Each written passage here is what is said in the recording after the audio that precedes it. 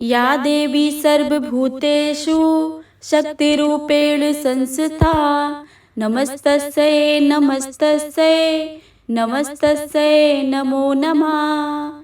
जय माता दी। प्रेम से बोलिए संतोषी माता की जय। हे प्रिय भक्तों, आज शुक्रवार के दिन आप सभी श्रवण करेंगे संतोषी माता की बहुत ही दुर्लभ एवं पावन व्रत कथा। तो आप सभी से अनुरोध है कि इस कथा को पूरी भक्ति भाव से प्रसन्न मन चित्त से पूरा अवश्य सुने और कमेंट बॉक्स में संतोषी माता की जय लिखना बिल्कुल भी मत भूलिएगा। आइए प्रेम से सुनते हैं संतोषी माता की कथा। तो प्रेम से बोलिए संतोषी माता की जय। एक गांव में एक बुढ़िया रहती थी जिसके 7 बेटे थे। 6 बेटे कमाने वाले थे और एक बेटा निकम्मा था। बुढ़िया माँ 6 पुत्रों का झूठा 7वें पुत्र को देती थी। 7वां पुत्र एक दिन अपनी पत्नी से बोला, देखो मेरी माता मुझे कितना प्रेम करती हैं। वह बोली, क्यों नहीं, सबका झूठा बचा हुआ तुमको खिलाती हैं। वह बोला, जब मैं आंखों से देखूंगा तभी मान सकता हूँ। पत्नी ने हंसकर कहा, देख लोगे तब तो मानोगे। कुछ दिन के बाद एक बड़ा त्योहार आया। घर में 7 प्रकार के भोजन और चूरमा के लड्डू बने। वह पत्नी की बात को जांचने के लिए सिर दर्द का बहाना बनाकर पतला कपड़ा सिर पर ओढ़कर रसोई में जाकर सो गया और कपड़े में से सब कुछ देखता रहा। 6 भाई भोजन करने आए। उसने देखा कि माँ ने उनको सुंदर सुंदर आसन बिछाए, 7 प्रकार की रसोई परोसी और आग्रह कर करके उन्हें भोजन कराती रही। वह देखता रहा। 6 भाई भोजन करके उठ गए। तब माँ ने उनकी 5 थालियों में से लड्डुओं के टुकड़ों को उठाया और एक लड्डू बनाया। झूठन साफ करके माँ ने उसे पुकारा, उठ बेटा उठ, तेरे भाई ने भोजन कर लिया है, तू भी उठकर भोजन कर ले। उसने कहा, माँ मुझे भोजन नहीं करना है, मैं परदेश जा रहा हूँ। माता ने कहा, कल जाना हो तो आज ही चला जा। वह बोला, हाँ हाँ आज ही जा रहा हूँ। यह कहकर वह घर से निकल गया। चलते चलते उसे पत्नी की याद आ गई। गौशाला में कंडे थाप रही थी। वहां जाकर वह बोला, मेरे पास तो कुछ नहीं है, यह अंगूठी है, सो ले लो और अपनी कोई निशानी मुझे दे दो। वह बोली, मेरे पास क्या है, यह गोबर भरा हाथ है। यह कहकर पत्नी ने उसकी पीठ को गोबर से थाप मार दी। वह चल दिया। चलते चलते दूर देश में पहुंचा। वहां एक साहूकार की दुकान थी। वहां जाकर बोला, सेठ जी मुझे नौकरी पर रख लो। साहूकार को नौकर की सख्त जरूरत थी। साहूकार ने कहा, काम देखकर तनख्वाह मिलेगी। उसने कहा, ठीक है सेठ जी, जैसा आप समझें। उसे साहूकार के यहाँ नौकरी मिल गई। वहां रात दिन काम करने लगा। कुछ दिन में दुकान का लेन देन, हिसाब किताब, ग्राहकों का माल बेचना, सारा काम करने लगा। साहूकार के साथ 8 नौकर थे। वे सब चक्कर खाकर गिरने लगे, लेकिन उसने अपनी लगन, परिश्रम और ईमानदारी से सभी को पीछे छोड़ दिया। उसे अपने किए का फल मिला। सेठ ने भी उसका काम देख और 3 महीने में उसे मुनाफे में साझीदार बना लिया। परिश्रम करते करते 12 वर्ष में वह नगर का नामी सामी सेठ बन गया और सेठ अपना कारोबार उस छोड़कर बाहर चला गया। इधर उसकी पत्नी पर क्या बीती वह सुनो। सास ससुर उसे दुख देने लगे। गृहस्थी का सारा काम करवा के उसे लकड़ी लेने जंगल में भेजते। इसी बीच घर की रोटियों के आटे से जो भूसी निकलती उसकी रोटी बनाकर रख दी जाती और फूटे नारियल की नरेली में पानी दिया जाता। इस तरह दिन बीतते रहे। एक दिन जब वह जंगल में लकड़ी लेने जा रही थी, अब उसे रास्ते में बहुत सी स्त्रियां संतोषी माता का व्रत करते दिखाई दी। वह वहां खड़ी होकर पूछने लगी, बहनों तुम किस देवता का व्रत करती हो और इसके करने से किस फल की प्राप्ति होती है? इस व्रत करने से क्या विधि है? यदि तुम अपने इस व्रत का विधान मुझे समझाकर कहोगी तो मैं तुम्हारा बड़ा ही एहसान मानूंगी।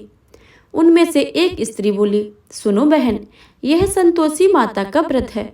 इसके करने से निर्धनता, दरिद्रता का नाश होता है, लक्ष्मी आती है, मन की चिंताएं दूर होती हैं, मन को प्रसन्नता और शांति मिलती है, निपुति को पुत्र मिलता है, प्रीतम बार गया है तो शीघ्र ही लौट आता है, कुंवारी कन्या को मनपसंद वर मिल जाता है, चलता मुकदमा भी खत्म हो जाता है, कलह कलेश की निवृत्ति हो जाती है, मुख शांति हो जाती है, घर में धन जमा और धन जायदाद का लाभ होता है तथा और भी मन में जो भी कुछ कामना हो सब संतोषी माता की कृपा से पूरी हो जाती हैं। इसमें तनिक भी संदेह नहीं है। वह पूछने लगी, यह व्रत कैसे किया जाता है, यह भी बताओ तो बड़ी ही कृपा होगी। वह स्त्री फिर कहने लगी, बिना परेशानी श्रद्धा और प्रेम से जितना भी बन सके प्रसाद लेना, 5.25 पैसे, 5.25 आने तथा इससे भी ज्यादा अधिक शक्ति भक्ति के अनुसार गुड़ और चना लें। हर शुक्रवार को निराहार रहकर कथा कहना और सुनना, इसके बीच का क्रम नहीं टूटे, लगातार नियम पालन करना। सुनने वाला कोई ना मिले तो घी का दीपक जलाकर उसके आगे जल का पात्र रखकर कथा कहना, परंतु नियम ना टूटे। जब तक कार्य सिद्धि ना हो नियम पालन करना और कार्य सिद्धि हो जाने पर व्रत का उद्यापन करना। 3 मास में माता पूरा फल प्रदान करती हैं। यदि किसी के ग्रह भी खोटे हो तो भी माता अवश्य ही उनको अनुकूल कर देती हैं। कार्य सिद्धि होने पर ही उद्यापन करना, बीच में नहीं करना। उद्यापन में 2.5 सेर आटे का खाजा तथा इसी अनुसार खीर और चने का साग बनाना। 8 बच्चों को भोजन कराना। जहाँ तक मिले देवर जेठ भाई बंधु कुटुंब के लड़के लेना, अगर ना मिले तो रिश्तेदार और पड़ोसियों के लड़के बुलवाना। उन्हें भोजन करा के यथाशक्ति दक्षिणा देना। माता का नियम पूरा करना। ध्यान रखना उस दिन घर में कोई खटाई न खाए। यह सब सुनकर वह चल दी। रास्ते में लकड़ी के बोझ को बेच दिया और उन पैसों से गुड़ चना लेकर माता के व्रत की तैयारी करके आगे चली। रास्ते में संतोषी माता के मंदिर में जाकर माथा के टेक कर चरणों में लौटने लगी।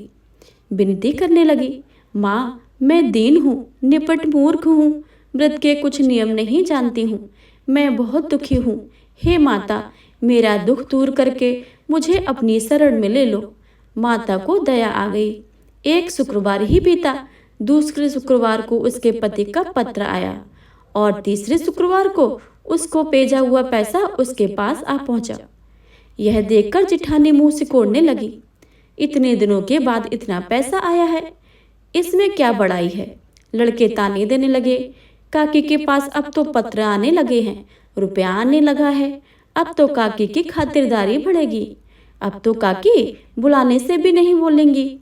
बेचारी सरलता से कहती, भैया पत्र आए रुपया आए तो सबके लिए ही अच्छा है। ऐसा कहकर आंखों में आंसू भरकर संतोषी माता के मंदिर में जा पहुंची। मातेश्वरी के चरणों में गिरकर रोने लगी। माँ, मैंने तुमसे पैसा नहीं मांगा है, मुझे पैसे से क्या काम है, मुझे तो अपने सुहाग से काम है।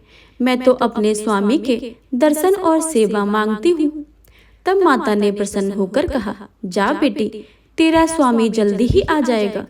यह सुनकर खुशी से बावली होकर वह घर का आकर काम करने लगी।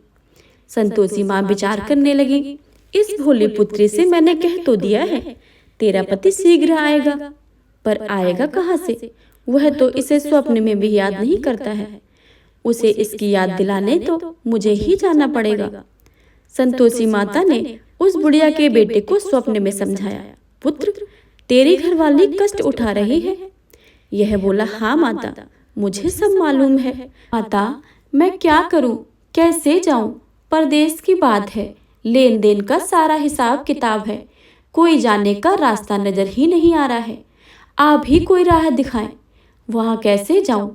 माँ कहने लगी, सवेरे नहा धोकर संतोषी माता का नाम लेकर घी का दीपक जलाकर दंडवत कर और दुकान पर बैठ जाना।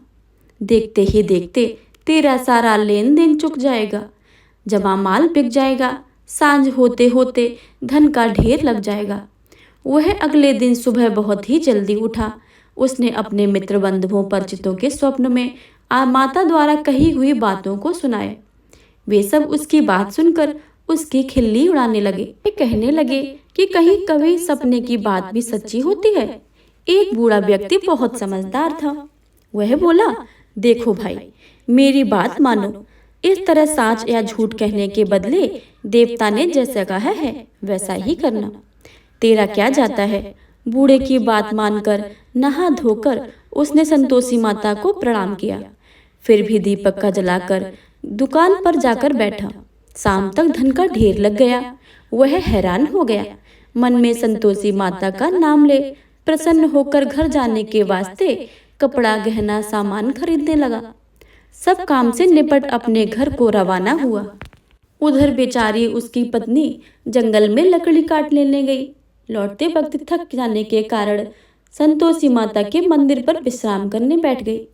यह तो उसका रोज का रुकने का स्थान था। धूल उड़ती देखी उसने माता से पूछा, हे माता, यह धूल कैसी उड़ रही है? माँ ने कहा, हे पुत्री, तेरा पति आ रहा है। अब तू ऐसा कर कि लकड़ियों के 3 बोझ बनाकर एक नदी के किनारे रख, दूसरे मेरे मंदिर पर और तीसरा अपने सिर पर रख। तेरे पति को लकड़ी का गट्ठा देखकर मोह पैदा होगा। वह वहां रुकेगा, नाश्ता पानी बनाकर खाकर माँ से मिलने जाएगा।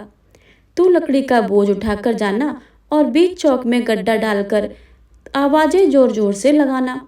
लो सासू जी, लकड़ी का गट्ठा लो, भूसी की रोटी दो, नारियल के खेपड़े में पानी दो। आज कौन मेहमान आया है? संतोषी माँ की बात सुन वह बहुत अच्छा माँ कहकर प्रसन्न मन से लकड़ियों के 3 बोझ बना लेती है। एक नदी के तट पर, दूसरा माता के मंदिर पर रखा। इतने में ही मुसाफिर वहां आ पहुंचा। सूखी लकड़ी देख उसको इच्छा हुई कि अब यहीं विश्राम कर ले और भोजन बनाकर खा पी कर गाँव चले। इस प्रकार भोजन करके विश्राम कर वह अपने गांव में आ गया। उसी समय बहू सिर पर लकड़ी का गट्ठा लिए आई। उसने गड्ढा को आंगन में डाल जोर जोर से 3 आवाजें दी।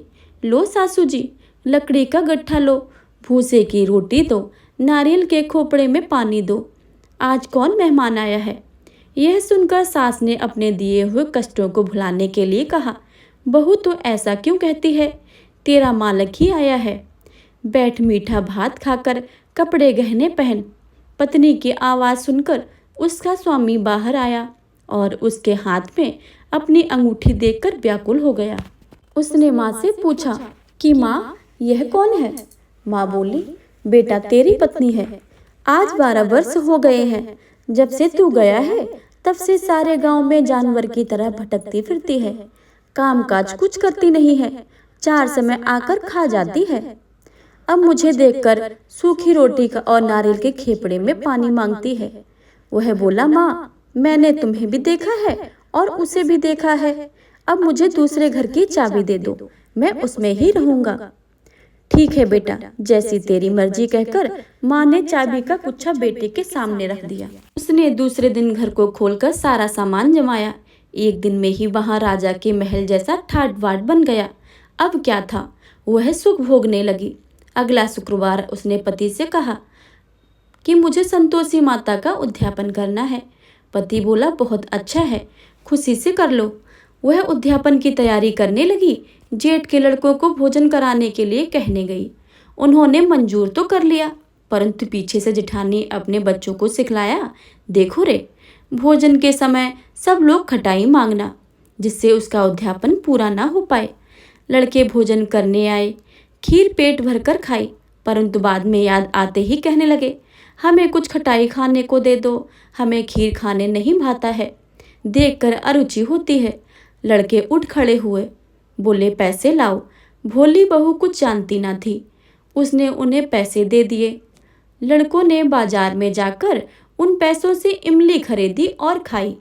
यह देखकर बहू पर माताजी ने क्रोध कर दिया। राजा के दूत उसके पति को पकड़कर ले गए। जब यह सब मालूम हो जाएगा, जब जेल की रोटी खाएगा। बहू से यह वचन सहन नहीं हुए। वह संतोषी माता के मंदिर में गई और कहने लगी, माता, तुमने यह क्या किया है? हंसाकर मुझे क्यों रुला दिया है? माता बोली, पुत्री, तूने मेरा व्रत भंग किया है, इतनी जल्दी सब बातें भुला दी।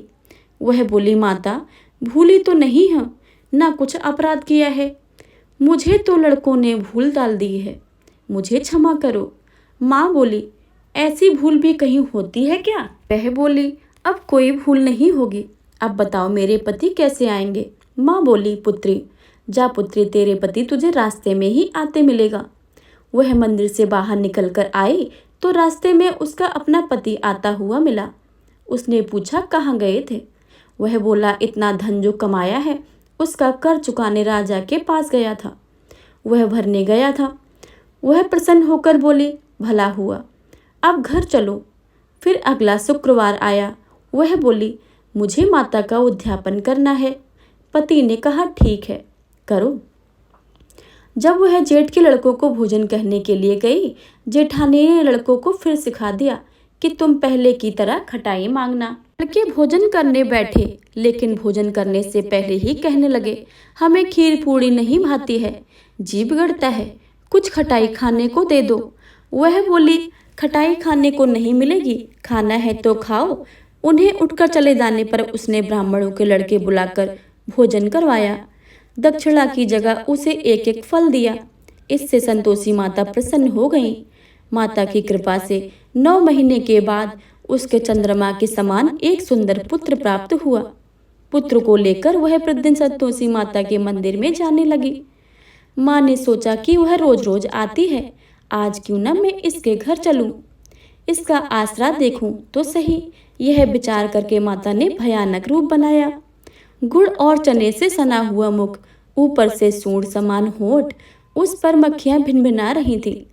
दहलीज में पैर रखते ही उसकी सासू चिल्लाई, देखो रे, कोई चुड़हल डाकनी चली आ रही है, लड़कों इसे भगाओ, नहीं तो यह सबको खा जाएगी।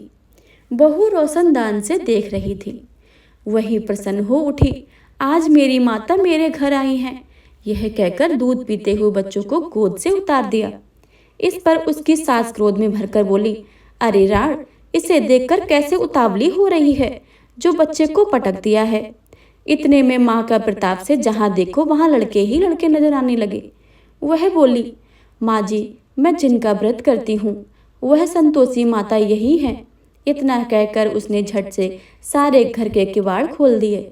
सबने माता के चरण पकड़ लिए और विनती करने लगी, हे माता, हम मूर्ख हैं, अज्ञानी हैं, तुम्हारे व्रत की विधि हम नहीं जानते हैं। तुम्हारा व्रत भंग करके हमने बड़ा ही अपराध किया है। हे माता, आप हमारे अपराधों को क्षमा करें। इस प्रकार बार बार कहने पर संतोषी माता प्रसन्न हो गई। इसके बाद उसकी सास कहने लगी, हे संतोषी माता, आपने बहू को जैसा फल दिया है वैसा ही सबको देना। जो यह कथा सुने और पढ़े उसके सभी मनोरथ पूर्ण करना। प्रेम से बोलिए संतोषी माता की जय। अब आप सभी सुनिएगा संतोषी माता की आरती। जय संतोषी माता मैया, जय संतोषी माता, अपने सेवक जन को सुख संपत्ति दाता। ओम जय संतोषी माता मैया, जय संतोषी माता। सुंदर चीर सुनहरी माँ धारण कीनो, हीरा पन्ना दम के तन श्रृंगार लीनो। ओम जय संतोषी माता मैया, जय संतोषी माता। गेरू लाल छटा छवि बदन कमल सोहे, मंद हसत करुणामयी त्रिभुवन जन मोहे। ओम जय संतोषी माता मैया, जय संतोषी माता। स्वर्ण सिंहासन बैठी चवर ढुरे प्यारे, धूप दीप मधुमेवा भोग धरे न्यारे। ओम जय संतोषी माता मैया, जय संतोषी माता। गुड़ और चना परम प्रिय ताम संतोष कियो, संतोषी कहलाई भक्तन वैभव दियो। ओम जय संतोषी माता मैया, जय संतोषी माता। जय शुक्रवार पिय मानत आज दिवस सोही, भक्त मंडली छाई कथा सुनत मोही। ओम जय संतोषी माता मैया जय संतोषी माता। मंदिर जगमग ज्योति मंगल ध्वनि छाई, विनय करे हम बालक चरणन सिर नाई। ओम जय संतोषी माता, मैया जय संतोषी माता। भक्ति भाव में पूजा अंगीकृत की जो मन बसे हमारे इच्छा फल दीजो। ओम जय संतोषी माता, मैया जय संतोषी माता। दुखी दरिद्र रोगी संकट मुक्त किए, बहुधन धान्य भरे घर सुख सौभाग्य दिए। ओम जय संतोषी माता, मैया जय संतोषी माता। ध्यान धरो जिसे जन ने मन वांछित फल पायो, पूजा कथा श्रवण कर घर आनंद आयो। ओम जय संतोषी माता, मैया जय संतोषी माता। शरण गहे की लज्जा रखियो जगदम्बे, संकट तू ही निवारे दयामयी अम्बे। ओम जय संतोषी माता, मैया जय संतोषी माता। प्रेम से बोलिए संतोषी माते की जय। प्रिय श्रोताओं, अगर आपको यह कथा अच्छी लगे तो वीडियो को लाइक करें और ज़्यादा से ज़्यादा शेयर करें। चैनल पर अगर आप नए आए हैं तो चैनल को सब्सक्राइब करके बेल आइकन को अवश्य दबा लें और कमेंट बॉक्स में संतोषी माता की जय लिखना बिल्कुल भी मत भूलिएगा। मिलते हैं अगली वीडियो में, तब तक के लिए जय माता दी।